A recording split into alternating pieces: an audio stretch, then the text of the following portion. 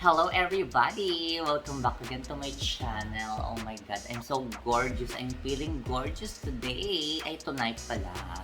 Kagagaling ko lang sa sakit. I was sick for a week.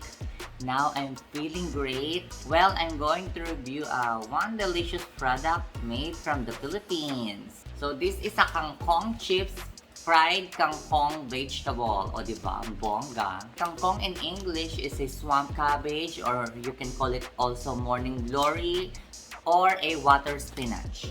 So yes, here in the Philippines, it's very popular and also one of my favorite vegetable, especially pag nilalagay sa sinigang. So anyway, I ordered 2 pack of this Kangkong chips. They have a original flavor and also I think they have a barbecue and also cheese flavor, but I didn't order that. I ordered this plain original flavor.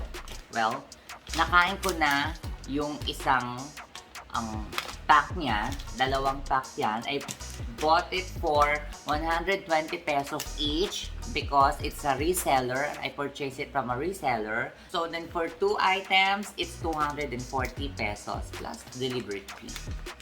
Taste the good stuff. So let's check if it is a good stuff. Good stuff nga ba? Let's check. Let's open it.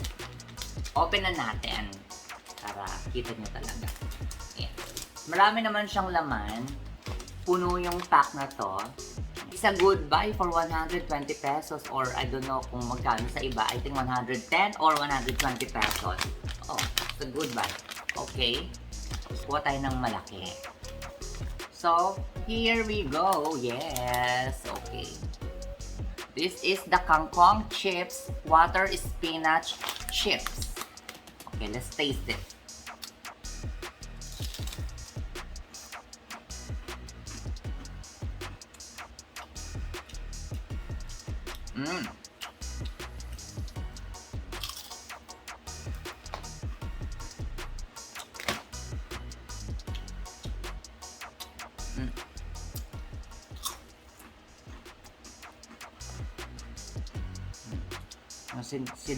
So this is the kangkong.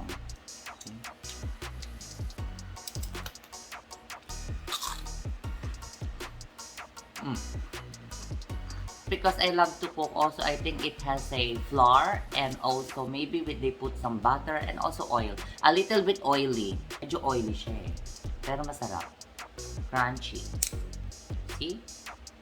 It's crunchy, it's crispy.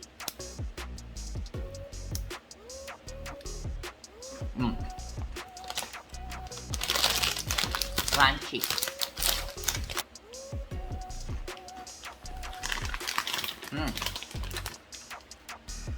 It tastes like a fish cracker, but it's not a fish. I don't know, maybe sa panlasa ko, maybe just my taste bud. Okay, review. It's crunchy, it's crispy, tastes good, and it's a better alternative if hindi nyo gustong kumain ng mga bad junk food. So this is a vegetable fried kangkong. It's a good alternative. Well, it's a great snack also. Pwedeng baunin, masarap baunin. But then sa smell, amoy natin.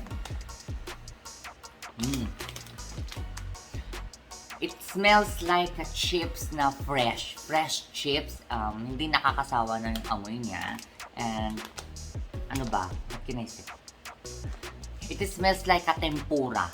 In my opinion it smells like a fried tempura.